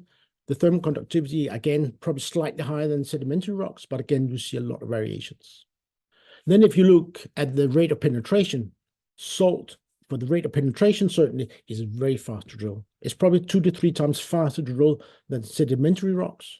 And again, as we've seen today, sedimentary rocks are much faster to drill than basement rocks. So if you summarize this, what we see is that salt, as part of the evaporites, are very interesting rock to actually complete geothermal wells in. And because we have a closed loop system where we don't have any interaction with the subsurface, we're not concerned about corrosion or anything like that from the salt. So we think salt could be very attractive. And just to show you, this is the thermal conductivity of salt. So in the range from 10 degrees to up to 240 degrees, you see there's some variations in the thermal conductivity, but we would normally harvest the heat at around 85 degrees over time. So a thermal conductivity of about 5 we can normally predict. And then if we look at the distribution or presence of salt in Europe, and of course, there's salt many other places in the world, but here, especially salt structures, where it would be easy to complete a geothermal well. You see, certain in the northern part of mainland Europe, there's a lot of salt structures, but also in the southern part of Europe, there's areas with salt. And this don't show the whole picture. There's other areas here where maybe you don't have a salt structure, but you have quite a thick salt layer with 400, 500, 600 meters, which actually could also be very attractive to complete the wells in. And where you see all the salt here is, in general, is highly populated areas. So there's certainly an offtake either for district heating or for district cooling. But we do acknowledge that drilling in salt has some drilling risks. So drilling and completing it, we really need to understand the well design. And here I just made a list, I won't read it out, of all the issues you can run into. But we do believe that if you do proper planning and you know what you're drilling into, all these issues can actually be mitigated as part of the drilling process to ensure that you can successfully complete your well and harvest the heat. So to finish off just with showing what would be a well we can complete in salt. So if we look at a single well solution, for example, in a salt pillow, this is an example from northern part of Denmark. So the well starts at the local district heating network facility, drill down about 4 kilometers, and then a 3-kilometer horizontal section. So at that depth, we would have a temperature of about 150 degrees. We could then start producing the heat. In the beginning, we will maintain the 150 degrees, but after 1 to 2 years, the temperature will drop to 80, 90 degrees. But that temperature is then maintainable for the next 50 to 100 years. So because there's no corrosions, no maintenance, we would be able to deliver this temperature for either 1.7 megawatts if we drill a 7-kilometer long well, or 3 megawatts if we drill a 9-kilometer well. So realize that we have a very high capex on a well like this, but we have hardly any OPEX. There's no maintenance requirements, anything like that. And we have a continuous production for the next 50 to 100 years. But realistically, mobilizing for just one geothermal well is probably not the right solution. So for example, if we had a salt wall, we could do 10 or 12 well solution, reach 20 to 30 megawatts. So drill parallel to the length of the salt wall, and you can even stack some of the horizontal sections at different levels, so you have plenty of space for actually harvesting the geothermal energy. So we certainly see that as a lot of opportunities for all the salt to actually harvest the geothermal energy, and we know they're all in general quite well mapped because they've been looked at for various other opportunities. With that, I would just like to say thank you very much for your attention, and you can happily write to me if you have any questions. Thank you very much, Kim, and I think again, do not hesitate to everyone connected to send your questions through the conversation feed on Zoom, or to contact Kim directly if that's okay for you, Kim, of course. Absolutely. And thank you again for your presentation. Moving quickly to the next presentation is going to be given by Sławomir Sklarz from TNO, and we are going to talk about a case study of urban heating in the city of Zwolle in the Netherlands. And more specifically about the completion and optimization of the well architecture in such a case. Sławomir, if you can hear me, the floor is yours. I can hear you. Can you hear me? Yes. Perfect. Yes, you can go on.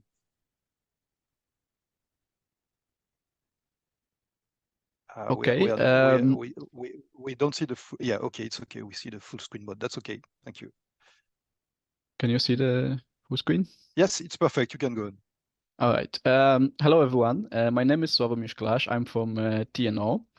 And I have a pleasure to present to you work we have done together with colleagues from Applied Geosciences Department at TNO and colleagues from EBN on optimization of well and completion design for a particular geological area in the Netherlands.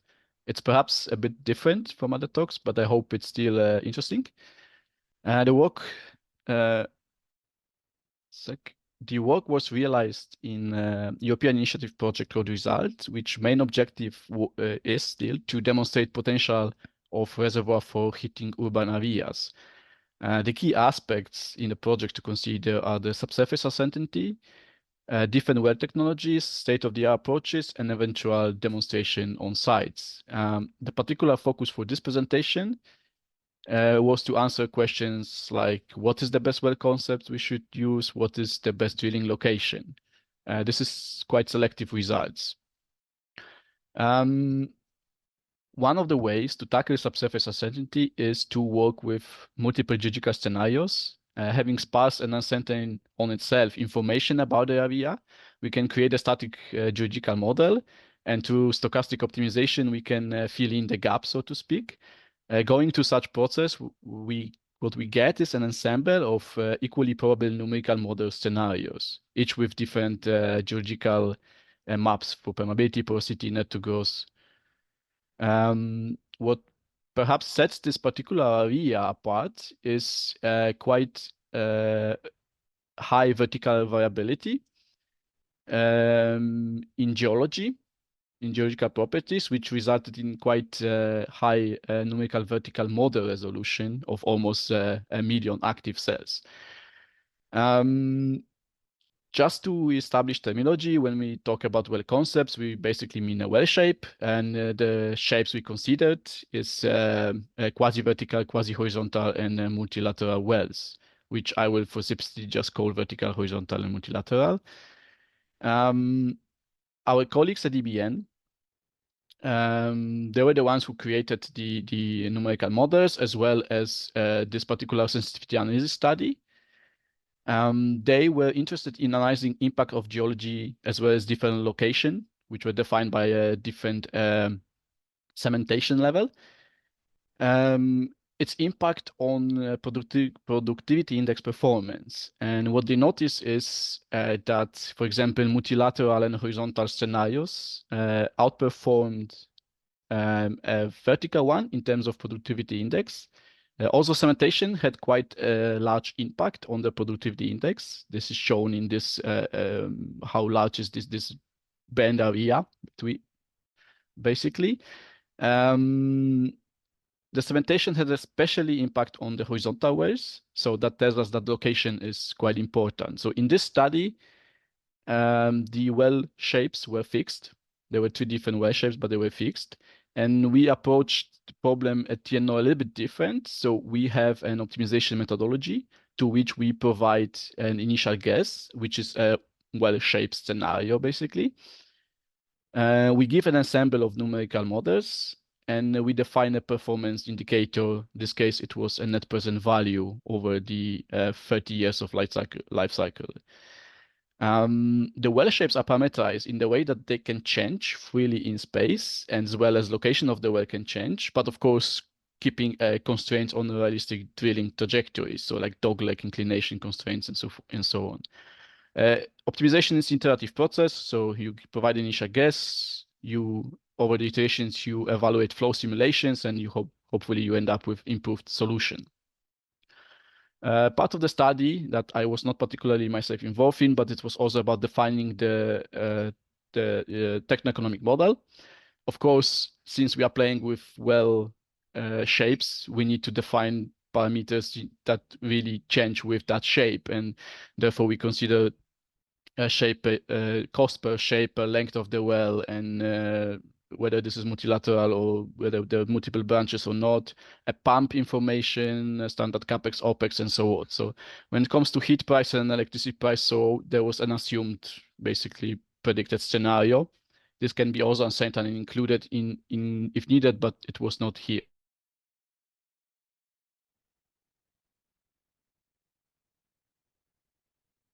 Can you hear me now, please? Yes, you're back perfectly. Floor is yours. Okay, I'm sorry. Is this the slide you lost me at? Yes. Perfect. Yes, it is.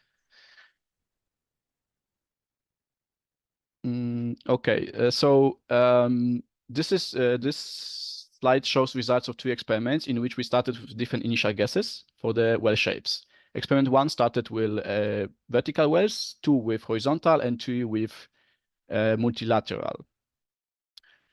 One thing we observed, there was a trend in optimal, by the way, the figure shows how the wells enter the reservoir. And what we can see here is that there was a trend. I can give a pointer. That the initial well location and well shapes is something we defined, but the optimal was given us by the optimization results. And we could see that the trend was to move the wells towards this area, which I'm going to call just west. All the experiments started with the wells in similar area, of course. Analyzing the well trajectories, though, so in the next slides, this is a cross section to the reservoir, and we can see the different well shapes now. In the first experiments, we started with vertical wells, and there was little freedom to change the shape. So the result was that the optimal ones shown in the red here was, in the orange here was also vertical. Therefore, in the second experiment with horizontal wells, we allowed more freedom, so the horizontal wells could become vertical if beneficial. What happened is that the injector became a bit longer, as stayed strongly horizontal in order to increase injectivity, but producer became more vertical and therefore shorter and cheaper. In experiment 3, so multilateral wells, we have started with quite long branches, and we had a constraint on the inclination. The result was that the optimal scenario, all the branches became more vertical and also shorter, therefore. Looking at the economic performance, maybe we can focus on this plot here. It shows the statistics. So of course, looking at the economics, since we consider ensemble of models and we're trying to find optimal solution that perform the best on average, we can still visualize statistics over all geolocalization, which can give us some idea of economic uncertainty. The blue, the green, and the violet bar plot shows statistics for our initial guesses, and others shows the optimal scenarios. What we can notice is that each optimization experiment improved upon initial guess. We can also notice that the horizontal scenario was the best, which is in line with what our colleagues at EBN found. What we can see is that our initial guess for multilateral was quite bad economically. So this violet color. And the reason for that was that we had quite long branches, so the cost of the drilling was quite high. However, the improvement was quite significant in the optimization. Something we can also notice is that optimal multilateral scenario is the less risky economically. This is something we do not directly optimize, but uncertainty is only propagated to optimization. If we consider life cycle performance, and what really influences the economic performance is well rates that we are allowed and able to achieve, as well as thermal performance. And there can be trade-off between them. In experiment 1, we increase significantly injection and production rates, so going from blue to the orange here, while sacrificing. Slawomir, sorry to interrupt. You have 1 minute left. We are running out of time, so if you can conclude quite quickly. It's Thank you very much. on 2 or 3 slides. Thank you. So what we can see here that we increase quite significantly injection production rates. However, what happened is that we start observing the cold water in production well much earlier. However, in the case with the horizontal wells, we already start with much higher rates, and yet we can still improve it a little bit by moving the well locations and adjusting the shape, as well as we can also delay a little bit the cold water breakthrough. When it comes to multilaterals, we can also be able to start with the higher rates, actually best of the 3. So that also suggests that those 2 suggest that there's amount of contact with the reservoir really mattered. But the point here is that it's a combination of 2. There is a trade-off. Okay, so maybe I won't repeat conclusions, but something to mention is, so I think there's a challenge in complexity of amount of different aspects that can influence the drilling decisions. And I think optimization can, to some extent, help to identify what is important for particular subsurface area, particular site, particular economic setting. I would like to say always do this, never do that, but I don't think it's this simple. As to the study itself, I think we can always improve. We can always include more details. I think what you would like probably to include more details on the well design. We can improve our models as the new data arrives. We can consider market uncertainties. In particular, what I think would elevate this work is to include other risks related to drilling, horizontal and multilateral versus as opposed to vertical wells. And with this, I would like to thank you for your attention. Thank you very much, Slawomir, for your presentation. Again, please all do not hesitate to contact Slawomir if it's okay for you, Slawomir, and to of course, it's good. And to talk and to use the conversation feed here. We are moving quickly to the next presentation with Anthony Peak from Black River Consulting. We are going to talk about drilling technology, and here more specifically in super hot environments. Anthony, the floor is yours. Please try to keep on time as well. Okay, great. Cool. So this slide deck is a very brief summary of 6 months of work that was commissioned by the Clean Air Task Force and the Cascade Institute in Canada and the United States. And it's a review of all the drilling technology and drilling challenges that we're going to need to overcome to get to drilling to 400 degrees C rock. So the first major challenge is really rate of penetration. You know, if we're going to drill super hot rock conditions, we have to make the wells economic, and we have to get down to those depths at speeds that make economic sense. So we reviewed conventional drill bits, hybrid conventional, and unconventional. So looked at the performance of all these different types. And if you look at the biggest challenge for unconventional is actually the performance gains that have recently occurred with PDC in drilling granite. So if we look at that journey that has been taken from roller cones, where we had a baseline of 3 or 4 meters per hour, to PDCs, to the massive innovation gains that have come from shaped cutters and ultra thick diamond across all the different bit benders, then to hybrid body shapes, and then to hybrids where we use water jet technology that's been presented today, particle impact, hammer plus PDC.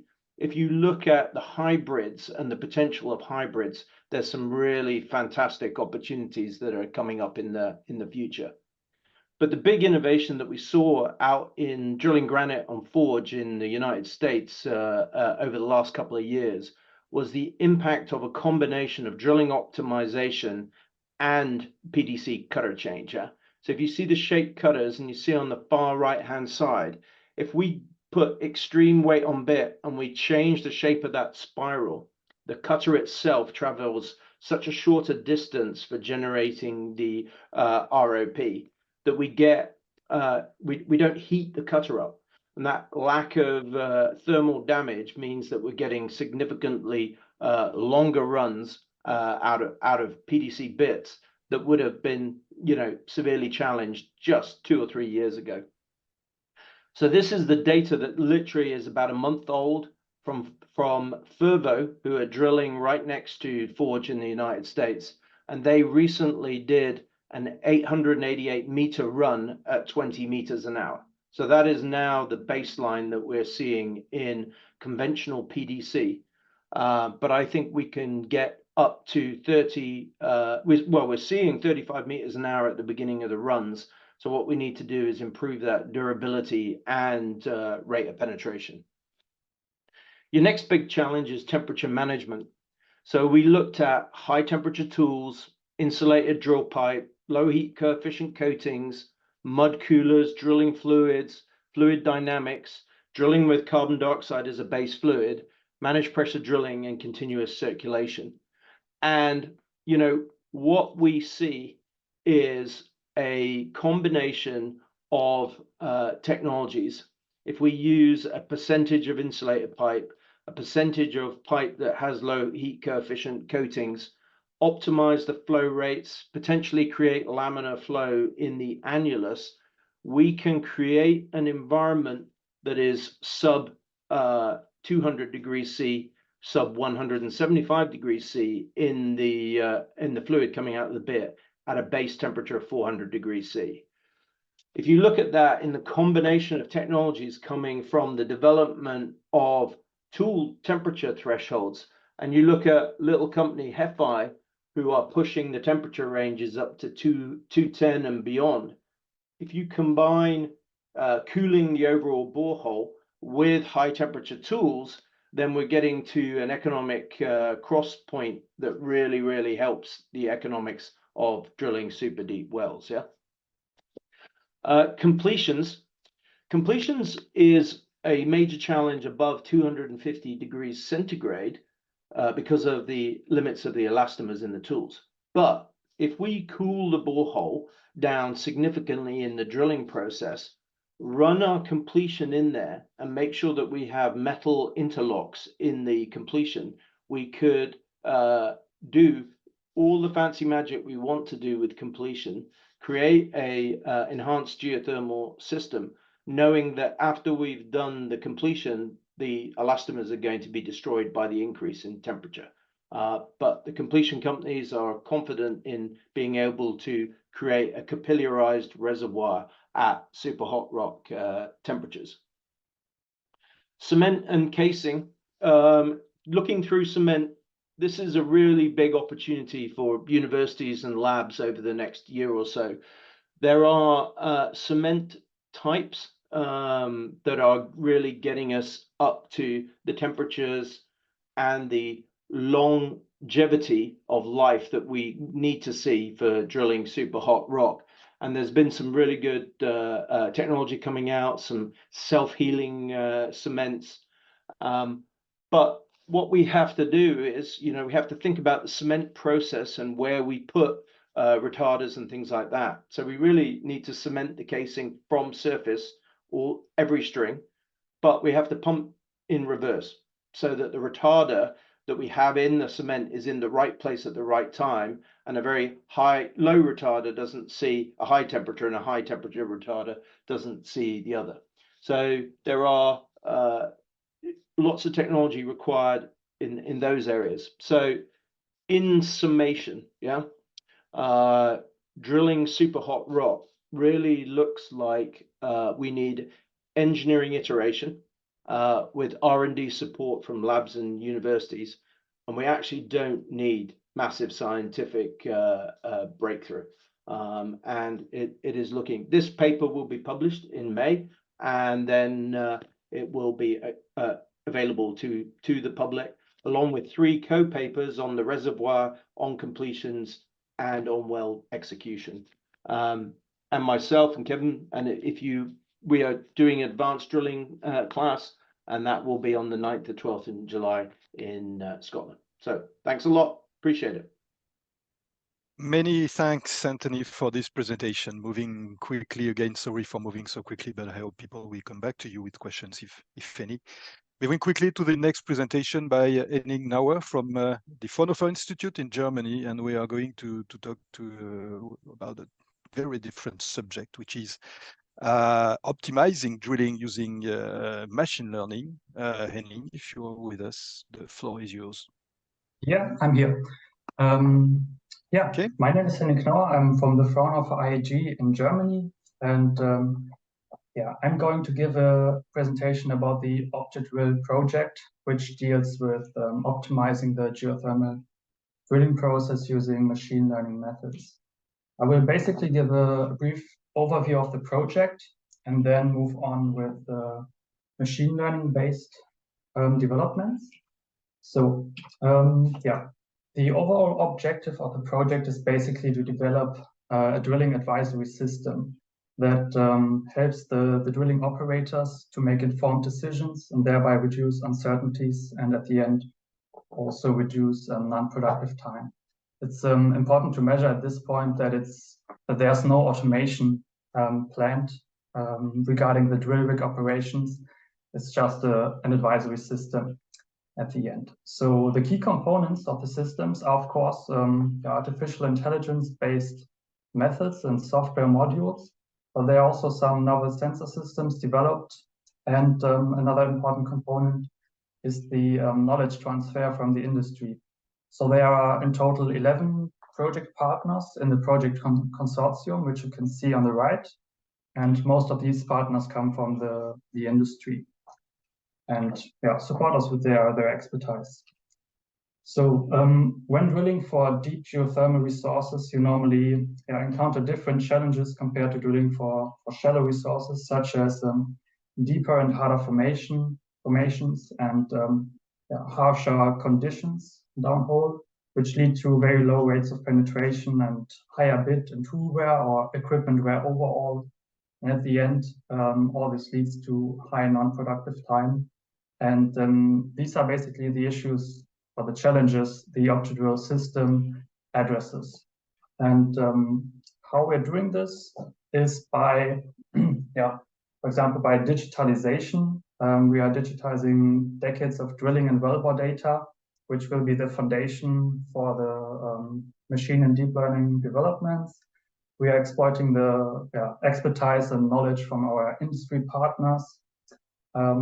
As I mentioned before, sensors are also a part of the project, but I will focus on the machine learning part here.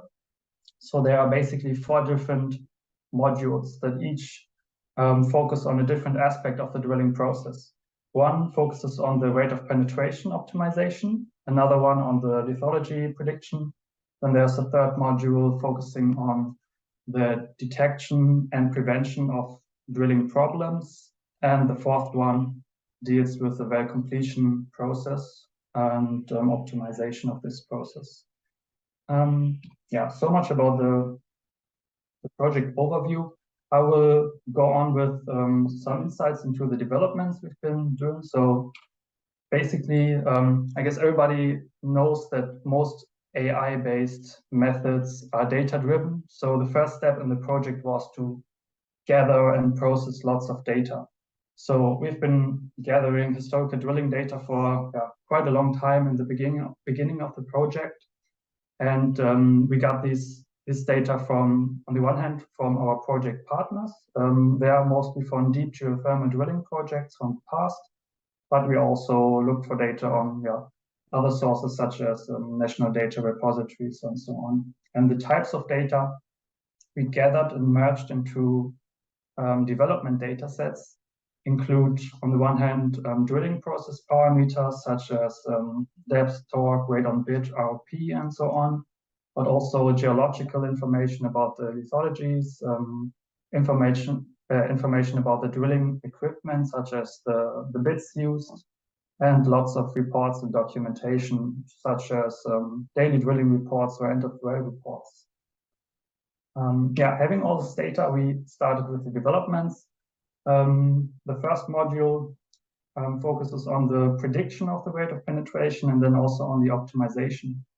And the approach we used here is basically based on artificial neural networks. You can see a very simple schematic model of such a neural network on the right, which uses the drilling process parameters and some additional data as inputs, and from this data predicts the value of the rate of penetration to be expected from these drilling process parameter values. And basically here we see some of the results. On the left we see a training graph from the training process, but we should take a look at the graph on the right, which shows the actual rate of penetration plotted over the depth of the well in blue, and then the predicted rate of penetration in red.